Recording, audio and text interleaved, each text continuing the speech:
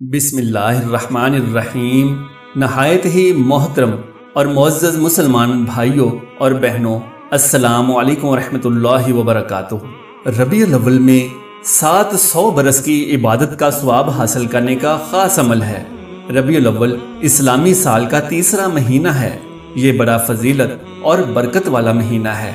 हजूर सरवरे कायनात सल्लल्लाहु अलैहि वसल्लम की विलादत मुबारिका इसी माह में हुई थी।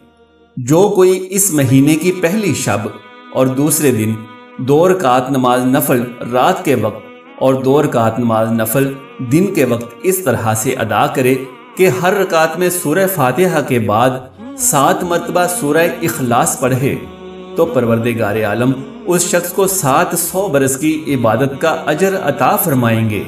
सुबहान अल्लाह।